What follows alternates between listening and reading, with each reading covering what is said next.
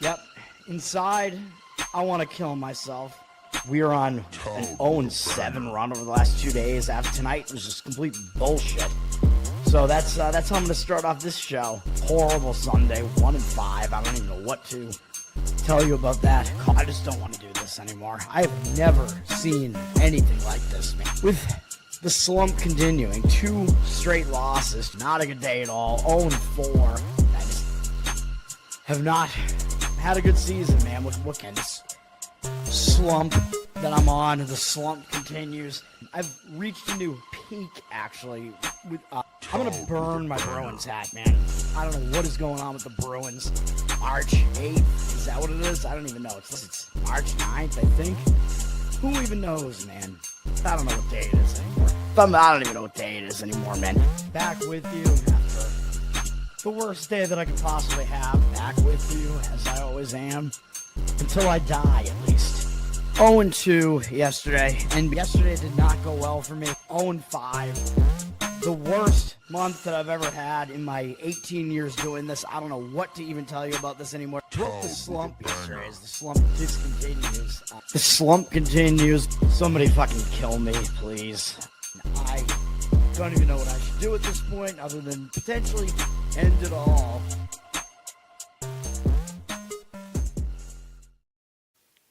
What's up, everybody? It's Toad back with you with Toadstool Sports. It is Monday, March 2nd. Thanks to everybody who hung out for the first of probably a few conference tournament breakdown videos. It was the earliest of all the conference tournaments that I talked about. I talked about a bunch of them, so we've talked probably about a third of them already in that video last night. So, yeah, just giving some future ideas there. 2-3 on the show yesterday. I'm not happy about that. Did find a 3 on Indiana out there. Didn't even matter. They lost. It wasn't close. That was bad. Illinois State did get there with the win. It was a close game, but they won at the end. I watched the end of that game. It was a fun finish to the game, but we got the win with that against the Belmont team that didn't need it. Winnipeg blew it. Good start to the game. They were up 1-0 and then never scored again. Hellebuck was good. They just could not get it done. It was a close game, and they lost in overtime. I'm sick of these overtime losses in hockey. We should just bet the team to win in regulation so that it pushes. Yeah, the Brooklyn Nets, they did cover. So we got that one right. And then the Orlando Magic absolutely blew it, dude. It was the Orlando Tragic, as they had a horrific second half in that game. I think they might have been winning outright at halftime or something. They were in that game. Yeah, I'm pretty sure they were winning by possibly even double digits in that game into the third quarter. I don't know how they didn't even cover in that game. It was one of the worst second halves that you'll ever see. So thank you to the Orlando Magic for that. First half play would have won. Pisses me off. It was a sandwich spot, so I thought it made sense. Move on to today. I'm going to give out one college basketball play. I'll give out a couple of opinions in college basketball. I'm going to have an NBA play, even though it's kind of concerning, but I'm going to do it anyway. And the market is completely disagreeing with my college basketball play, so isn't that awesome? If you want me to talk about some of these other games, I will. This is going to be a quick show, I think, today. I got to get out of here fairly shortly as well, probably. We'll have some TV games to talk about here. We have one conference tournament game that maybe I'll talk about at the very end. And, yeah, it's a lot of MEAC, Southland Conference today. There are 2 really big games today. There's a little bit of Big Sky action as well. I'll talk about a few of the games, but I'm going to make it quick. Best bets happening right now, man. First game I'm going to talk about.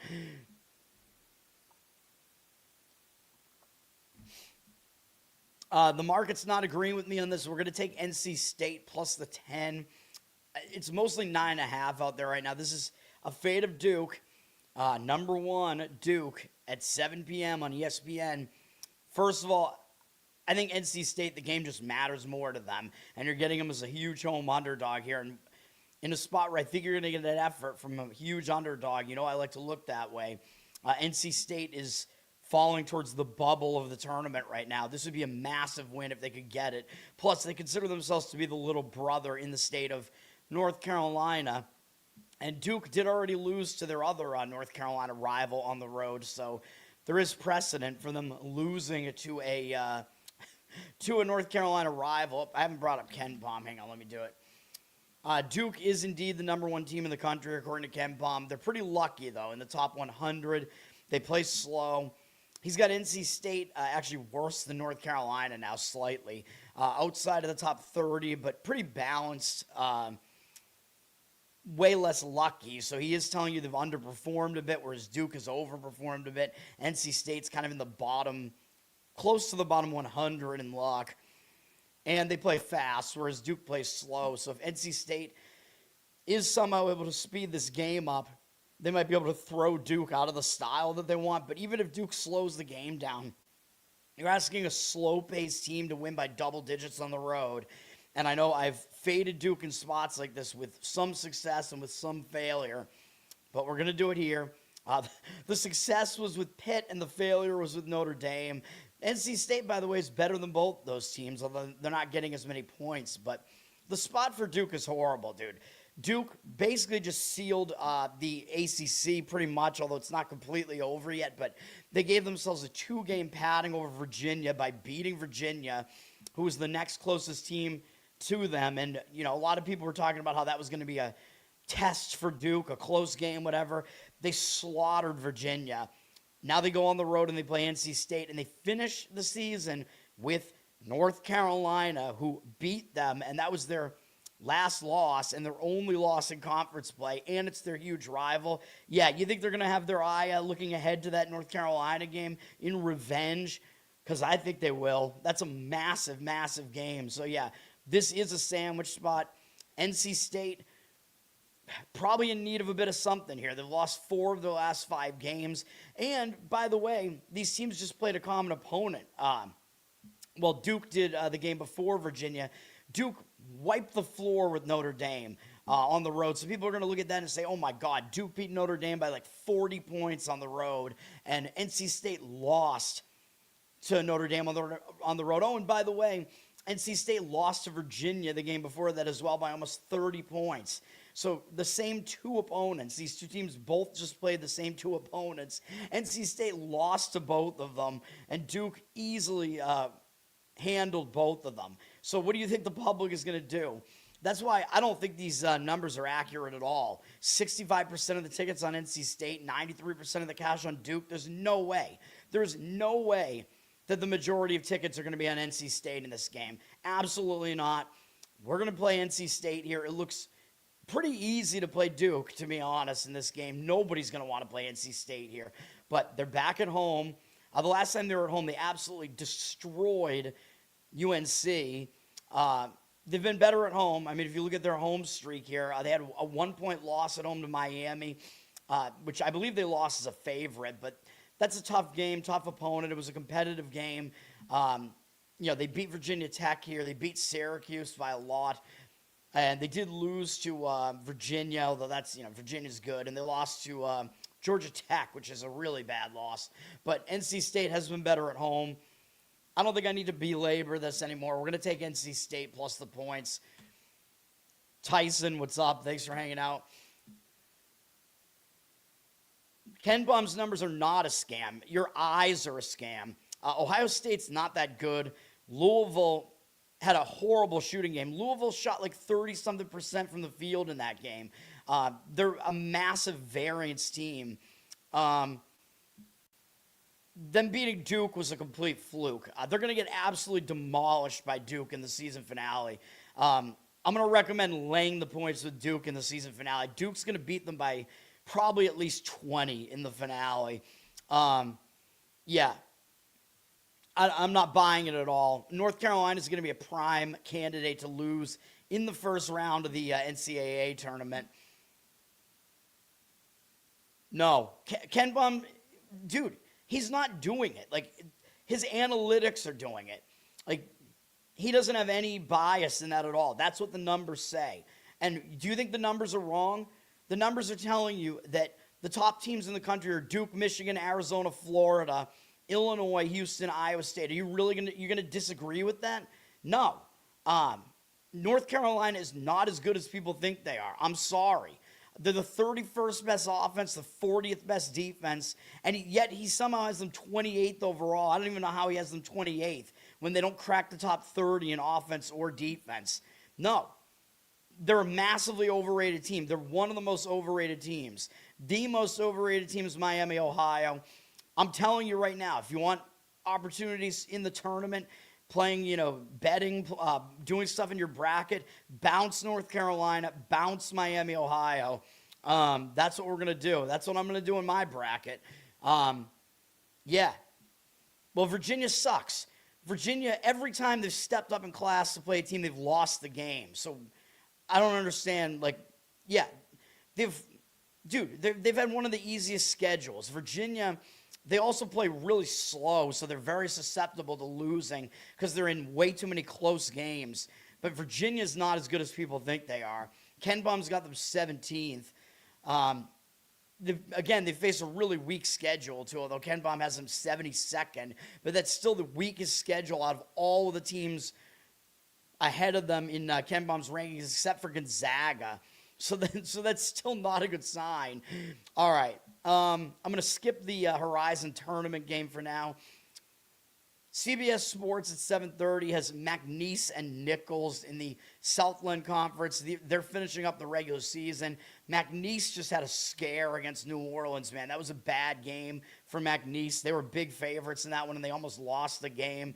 So I talk about that. When a team almost loses the game as a huge favorite, a lot of times they will bounce back with a better effort, although McNeese did already crush Nichols at home by whatever that was, 26 points or something. Nichols, this is their final home game, though, so they're going to step up for it against one of the best teams in the conference, and they're at home, and it's on TV. So final home game, you're usually going to get an effort out of that team. They're on TV, which they usually don't get to do, so it is a big deal for Nichols, so do I want McNeese in this game? No, I do not. They're down from an 11.5-point favorite to an 11-point favorite. McNeese does kind of get themselves in a lot of lower-scoring games, too. They're known for forcing their opponents into extremely long possession lengths. So laying points with them on the road like this, in a spot like this, not really something I would be interested in at all, even though the one positive they have is they didn't look good in their last game. But I'd probably still lean to taking the points in that game, but I don't want anything to do with it. Southeast Louisiana at New Orleans is a very interesting scenario. And you know what? This one is close to being a play for me. It's just that KenPom has New Orleans, has the number on this at like 10, and the number in actuality is at 7.5, so I don't know if they're injuries or what. It's a low total here, but this spot to me screams Southeast Louisiana. I almost want to put it on my card for multiple reasons. One is Southeast Louisiana is eliminated from the Southland Conference tournament. They're in last place. They can't get out of last place based on the tiebreakers or whatever. So this is their last game. They're not playing again after this. New Orleans, I believe, already beat them as well. Let me see. Where's that? Yeah. New Orleans already beat them at Southeast Louisiana by 3. So there's a revenge motive here for Southeast Louisiana.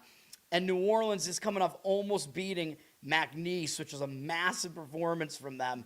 Like, how did they get back up off the mat after that? The only thing is, it is their final home game. So they might get up for that reason. But I think that was really their Super Bowl, though, where they went all out against McNeese and fell short.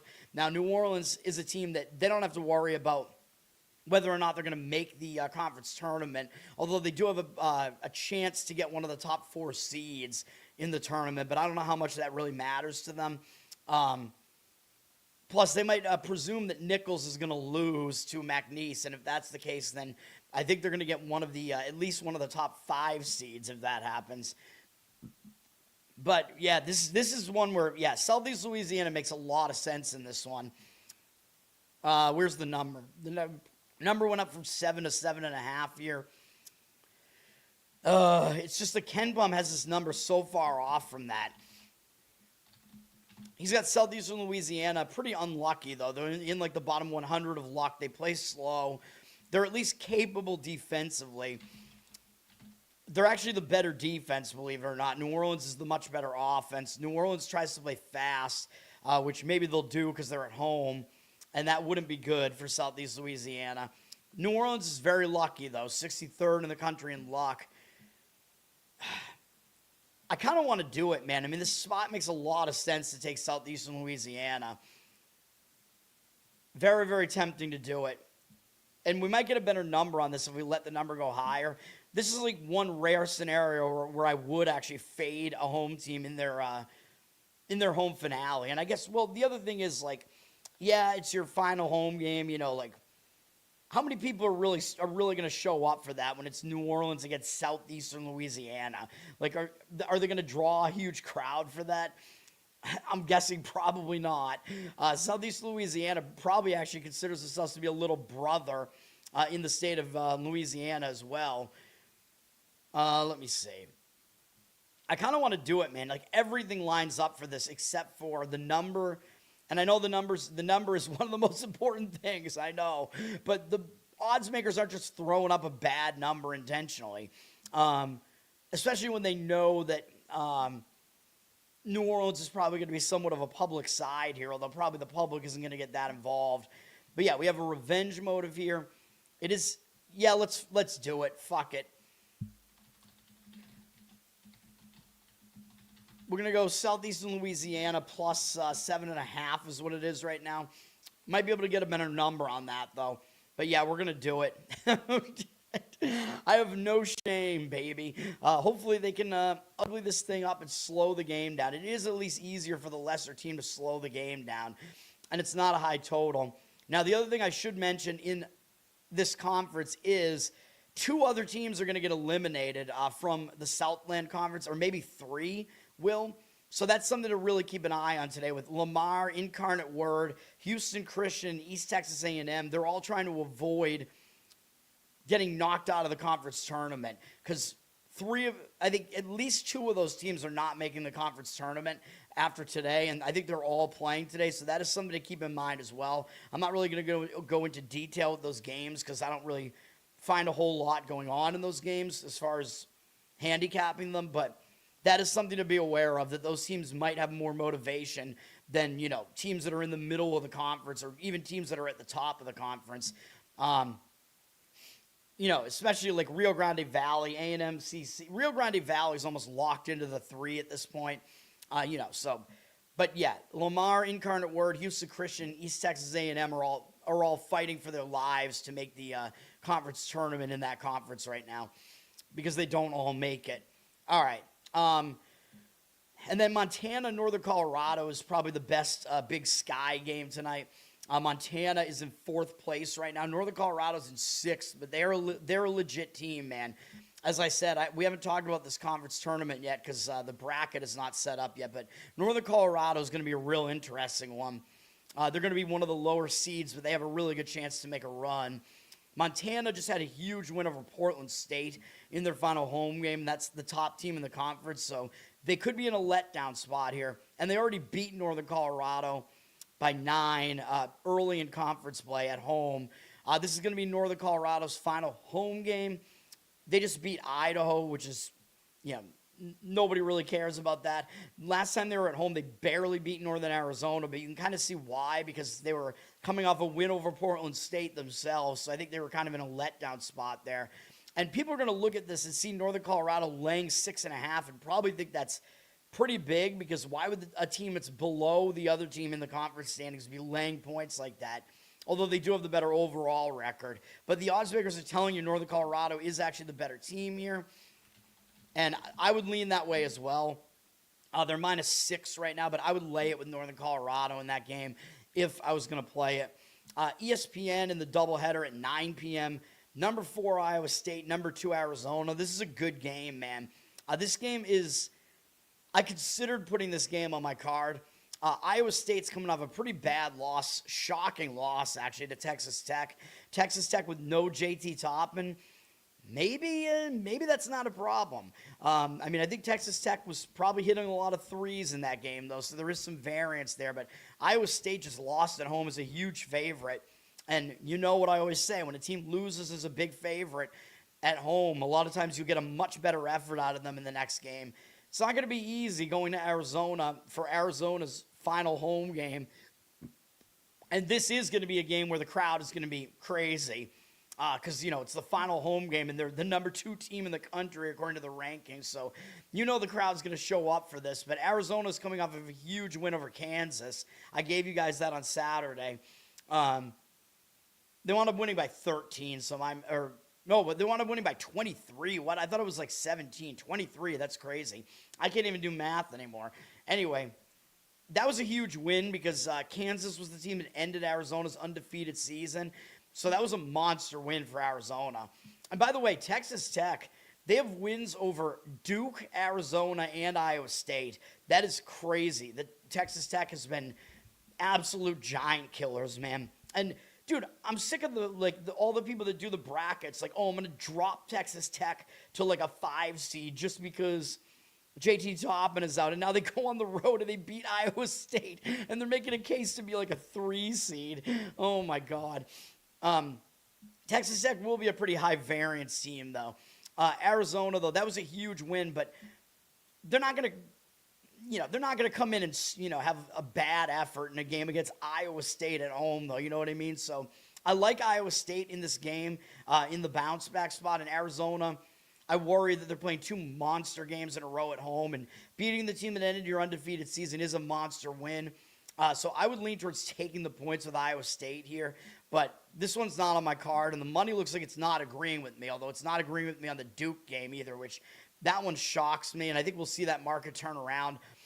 The market on this game, I don't know which way it's going to go, to be honest. Arizona's a 7.5-point favorite. 67% of tickets are on Iowa State. 68% of the cash on Arizona. Do with that information what you want. I do lean to Iowa State. And then there's a bit of an interesting scenario with Idaho in the Big Sky. They're the only team that cannot change their seeding, I believe, today in the Big Sky. They're locked into the 7 seed in the Big Sky tournament, which kind of makes sense because the 3 teams below them are all significantly below them, but they cannot get past Northern Colorado. I guess they don't have the tiebreaker. Yes, because they lost to them twice, including in their most recent games. So Idaho doesn't really have a whole lot to play for here. They're playing Eastern Washington. They actually already beat Eastern Washington at home by 3. It's Eastern Washington's final home game. Eastern Washington is a lot better than their overall record looks. They've actually pulled into...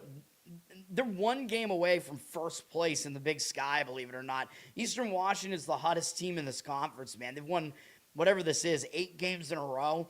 They're on fire right now. And I would not want to step in front of that train. They're at home for their final home game in revenge against an Idaho team that cannot advance or drop based on winning this game. So Idaho pretty much doesn't have anything to play for here and might be looking ahead to the conference tournament already. Eastern Washington could potentially get the 1 seed, I think, which is insane to think about. I think they could definitely at least get the 2, depending on what Montana State does. So there is motivation here for Eastern Washington for multiple reasons. So I do like Eastern Washington in this game. People might look at it and see the overall records and be like, why would I want to lay points with Eastern Washington here? Although they have the better Big Sky record. But like that alone should tell you, well, Eastern Washington must have had a really difficult out-of-conference schedule. And they've been better in the Big Sky for it. And that is true.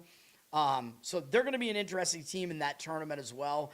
They're up to a 3-point favorite, 76% of the cash on them, 50-50 on the tickets. So the market looks like it agrees with me on that one. Not on my card, but I would only play Eastern Washington in that game. And I think I just made a pretty strong case for it. All right, let's go to the NHL. Oh, no, wait, I forgot. The conference tournament, oh my God.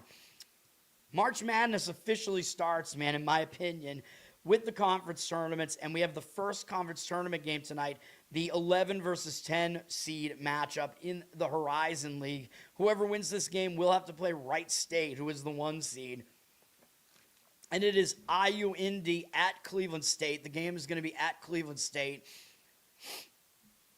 Cleveland State, they are the better team, but I think Cleveland State's a bit fraudulent.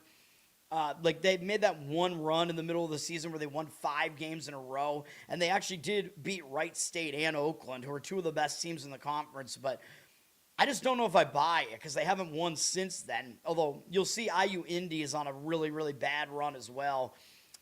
These teams played each other twice already, I believe, and they split the season series with Cleveland State winning the first game at home, which is where they are tonight, and they lost the second game by 8 on the road. If you dig into the box scores, though, which I did, Cleveland State was actually like definitively the better team in the first game, and then in the second game, it was actually close statistically.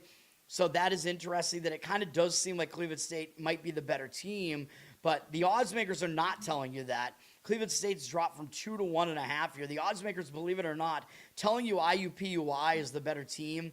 And I know I've been bashing Cleveland State most of the year because they are bad. KenPom does actually have them 8 ranking spots lower than IU Indy, and they're the luckier team at 106 in luck. IU Indy is at 281st in luck. Both teams are absolutely horrible defensively. They're both in the bottom 20 in the country defensively. Cleveland State is the 3rd worst team defensively. And both teams play fast. IU Indy, we know, plays at an absolute absurd pace, 4th in the country.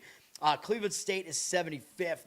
So you know what that basically equates to, right? So I'm not going to disagree with IU Indy in this one, although I wouldn't trust them at all, really, based on their previous matchups. It would not shock me if whichever team wins this game is not going to shock me. But what I do think is the way to look at this game, I do think is the over.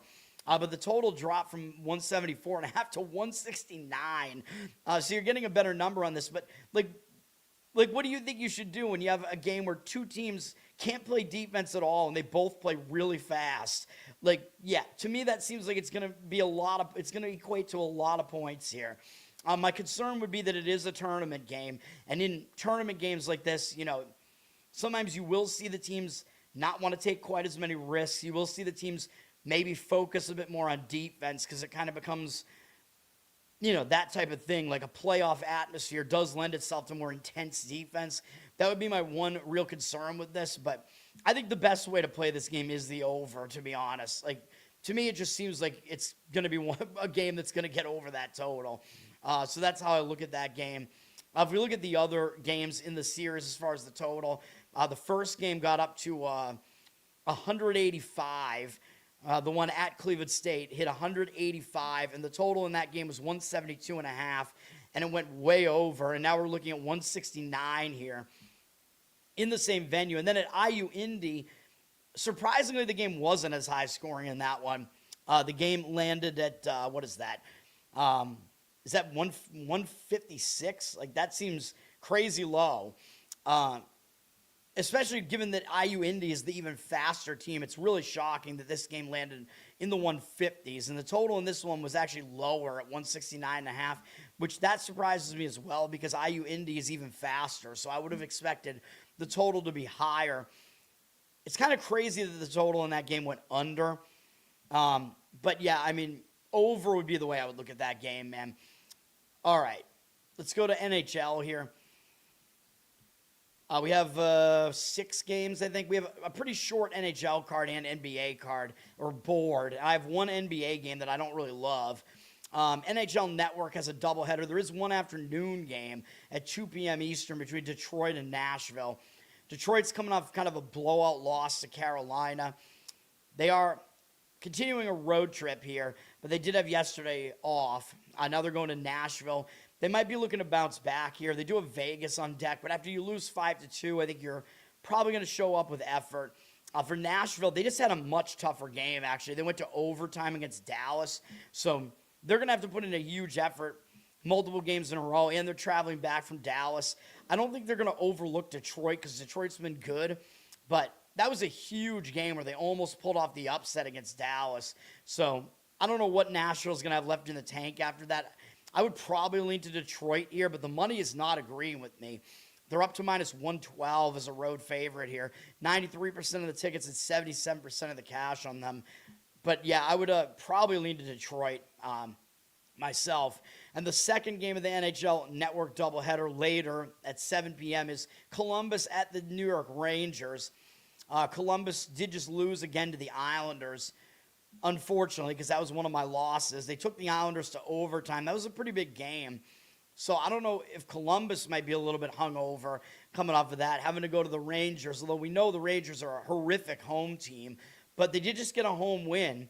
They came back from, I think they were down 2-0 maybe in the game against Pittsburgh. It was at least 1-0 Pittsburgh.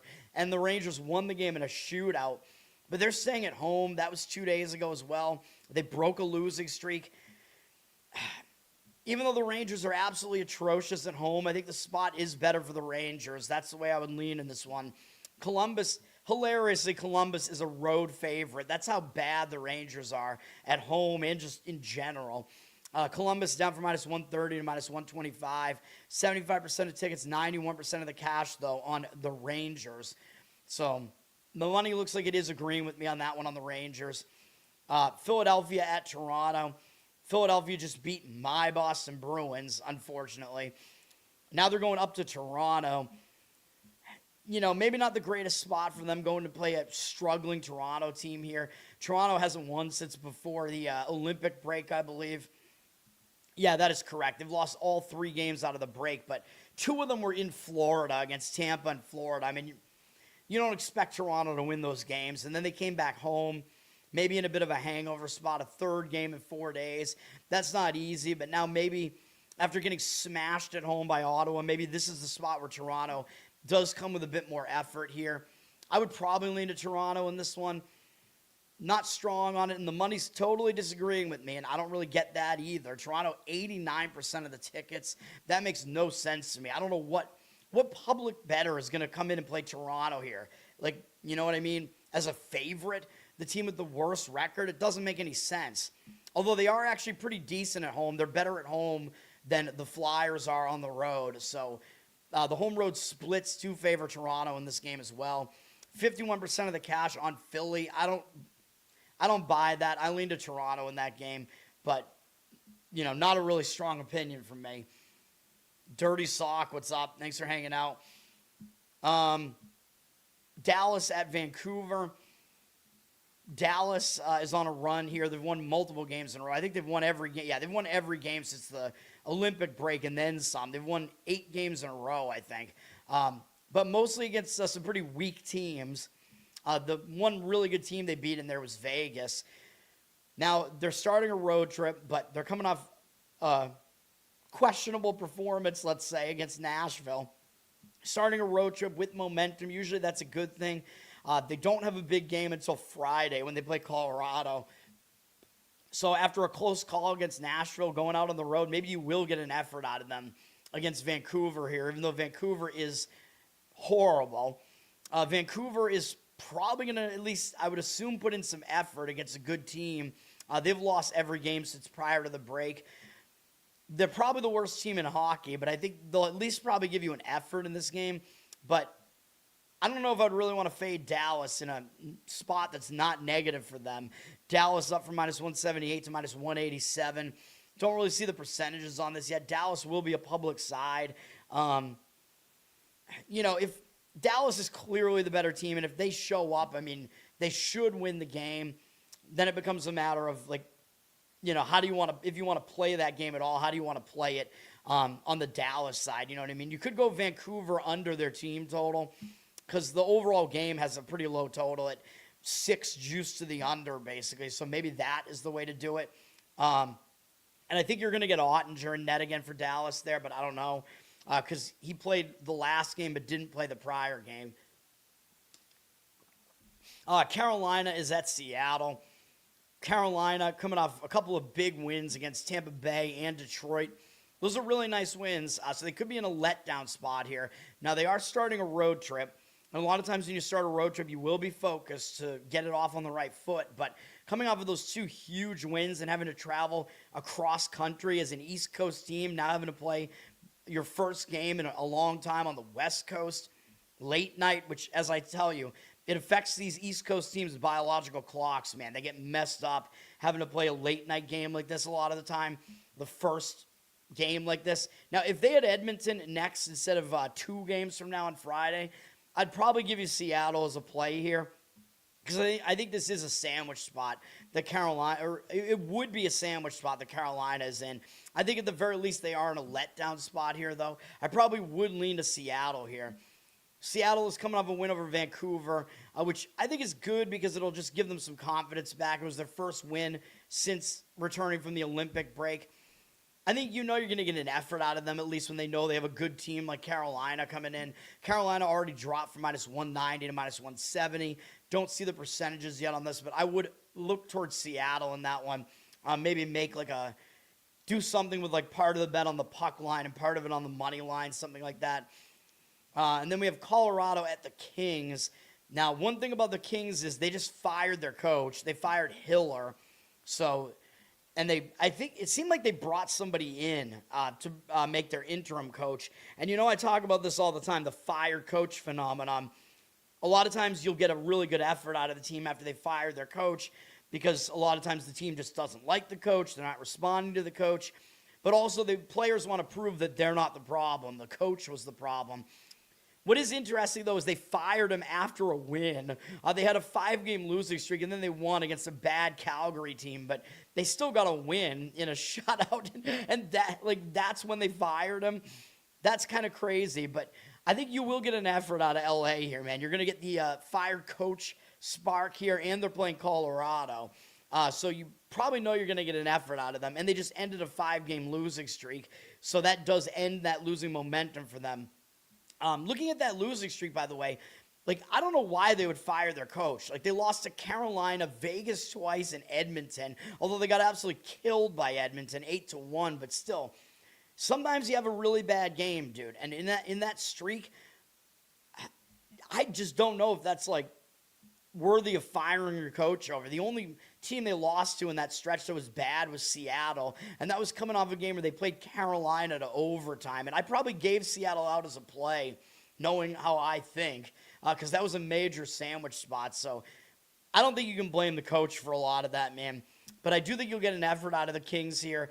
Colorado's coming off an easy win over Chicago. They are starting a road trip here, so usually, you do get effort out of a team when they're starting a road trip, but they are going to play Anaheim, Dallas, and Minnesota all up next, and they might focus more on those teams than on the Kings, who haven't been playing well. The Kings are not good at home, though, so that is another concern that I have. Maybe it'll be different under the new coach, but they've been really bad at home. I call them the Rangers West Coast. Because they're that bad at home, 9-13-7. Colorado's quite good on the road, 17-6-5. They're good anywhere. So do I want to actually do it? No, but I will lean to LA in some capacity here. Although they have 62% of the tickets, 80% of the cash on Colorado, who are up to minus 175. There's no way that I buy that. There's no way that I buy that there's a public ticket count on the Kings in this game. But in the fired coach phenomenon and whatever, I would have to lean their way. Make it like a puck line, money line split type of scenario in that one. All right, NBA. There are 4 NBA games today. None of them are that compelling, really. Houston at Washington. Yeah, that's a great one. Houston is coming off a loss to Miami. Kind of a tough game. They did lose by 10, though. They do have Golden State on deck. So there is a possibility they just don't take Washington seriously. So then it becomes a matter of how much of an effort will you get out of Washington.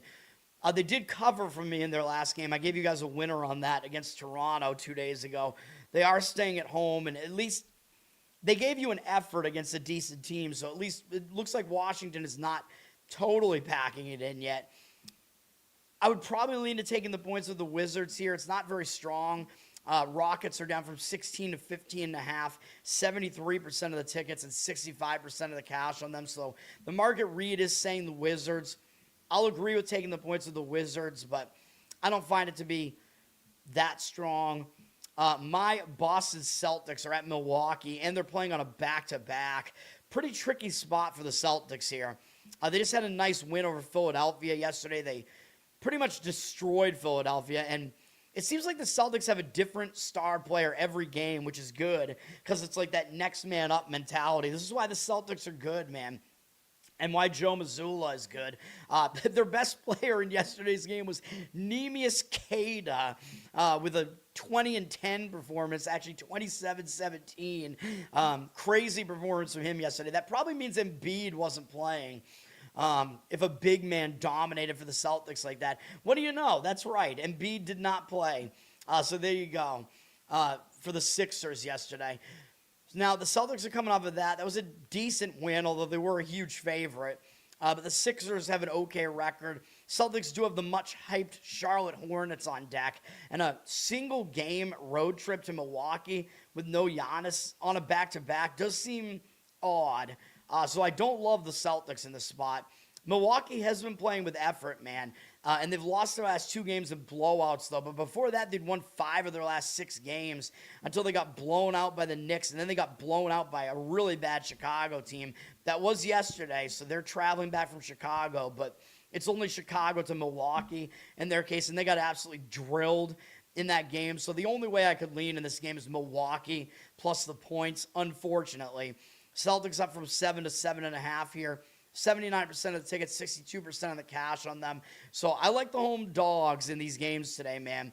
The market is agreeing with every home underdog in the NBA today, and I might as well. The next game up, I certainly do.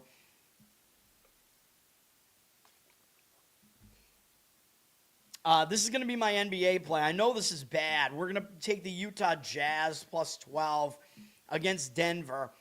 I think the spot is pretty bad for Denver here, man. Denver, they're coming off 3 big games. Back last Wednesday, they beat the Celtics by margin. Then they took Oklahoma City to overtime and almost beat them on Friday. Then they came back home, and I did tell you I liked Minnesota yesterday, but that was still a big game for both teams, man. I know they lost by 9, but that was a huge game, and now they're coming off of that run of games. They're on a back-to-back, a 3rd game in 4 days, all in different cities. It's actually a 4th game in 6 days with travel between every game. And they have a huge Amazon Prime game against the Lakers on deck. And then they have the Knicks, Oklahoma City again, Houston, San Antonio, and the Lakers again. So their next, whatever that is, 6 games are all monster games, way bigger than this game against Utah. Yeah, I think this is going to be a bad spot for Denver here, man. I know Denver is good on the road. They're actually not that good of a home team, but Utah is better at home than on the road. So at least we have kind of that in our back pocket at least. And we're not asking them to win, of course. They just need to cover a huge number here. I know Utah's injured. Markkanen is out. I get it. Denver might be getting Aaron Gordon back for this game. But if they do, I think that might just mess up the rotation. You know what I mean? So Denver, they got some injuries here as well, man. So both teams dealing with some injuries here. Although I know Markkanen is a significant injury for Utah, and Jackson isn't going to play at all for them this year, unfortunately, because they traded for him. But in a spot like this, I think, you're going to see Utah's guys step up for this one, in my opinion. I think it's a game they will get up for against Denver. The spot is horrible for Denver. Utah has rest, by the way, and they did just lose to the Pelicans, which is pretty embarrassing. They lost 2 straight games at home to the Pelicans, so I think in a spot like this, I think you might get an effort for once. Like, you don't want to lose every game on the homestand here. I mean, come on, man. I don't think Utah's quite in tank mode yet, man. And you can kind of tell based on these results because, they didn't get blown out really in those games, so it's not like they're just, completely packing it. And I know their coach was, benching some of their best players late in the game, whatever. But this is a game where it's a spot play. Nuggets are down from 12 to 11.5 here. They're highly public. They're the most public side in the NBA today. 89% of the tickets, but only 70% of the cash. So we're going to fade the Nuggets here, man. We're going to take the Jazz. And you know what that means. You know what we're going to do. Okay, who do I root for? What do I do? Root for Utah! Utah! We're going to root for Utah in that one. All right. And then the final game is Clippers at Warriors on Peacock and NBC Network at 10 p.m. That Celtics and Milwaukee game is on NBA TV, by the way. How fun. The Clippers are coming off a blowout win over the Pelicans, which I don't think they're really going to care much about that. But what's good for the Clippers is it ended a 3-game losing streak. So I think they will have momentum, but they're on a back-to-back. They do have to travel up the coast now to play Golden State. So back-to-back with travel, not exactly the best spot, although they had a decent amount of rest prior to the New Orleans game. And really playing New Orleans is basically like having a bye anyway. So I'm not too concerned by the rest here for the Clippers. Golden State is coming off a blowout loss to the Lakers, and they are staying at home. So the travel spot is a little bit better there for Golden State. They're still without Curry. It looks like Curry's going to be out for at least another week. The money is saying the Warriors here. I just don't have a strong opinion on it. Clippers flip from a 1-point dog to a 1.5-point favorite. And to me, I would think that the public would not really want the Clippers here because, again, they still have a bad record. And the Clippers are bad on the road, though. The Clippers 13-18 on the road. Golden State 19-12 at home. So Golden State is better at home, although I know Clippers are better now than they were early in the season. Golden State doesn't have Curry right now. I get all that. But I'm kind of surprised that the public is on the Clippers as much as they are. Maybe it's just because they know Curry is out. 60% of the tickets are on the Clippers. 82% of the cash on the Warriors. You know, based on the home road splits, I guess I'm not going to disagree with the Warriors there. When I don't really have much else as far as the situation is concerned to really look at in this game. I guess I won't disagree with it, but all right, that's going to do it, man. So we're going to wind up with 3 plays today. College basketball, we're on all underdogs. We're taking NC State plus the points. Try to get 10 on that, although it's not football, so 10 is not a key number. Southeastern Louisiana plus the points there. In a very, very odd spot that you usually will not find something like that. And then Utah, the Jazz plus the points. Let's get back on the winning side today, man. I don't feel great about these plays, really. And I don't know why the market is disagreeing with me on NC State. But this is how it sets up for me. This is what we're going to do. That's going to do it for me. Let's enjoy the beginning of March Madness, man. That game might be fun to watch. Games where both teams are defenseless are pretty entertaining usually. So we'll get that game with Cleveland State and IUPUI to kick off the Horizon tournament. All right, that's going to do it, man.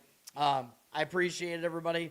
I'll be back for tomorrow, and then probably my next, because I'm going to do probably, I think, 3 of the shows like I did last night, breaking down the futures market in the conference tournaments.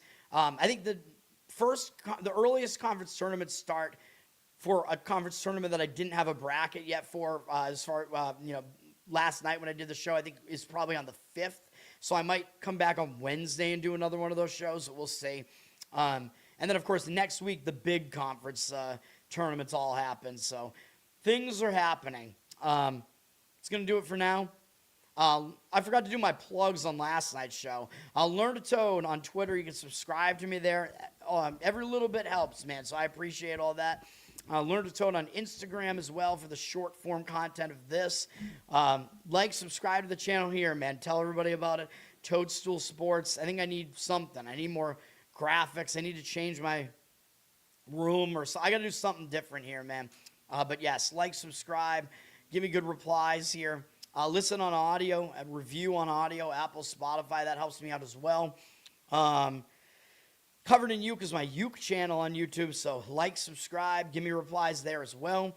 Patreon.com/LearnToToad. Every little bit helps, man, like I said. So you get some bonus stuff there, some requests that I know I haven't done too many. I've done at least one request for everybody that's requested stuff. So, I'm going to try to do more, but check that out as well. And then Loser Cast will be back tomorrow with a new episode. And I got to figure out a loser to choose for this week. There's always something, man. There's always something going on. I'll figure something out. That's going to do it.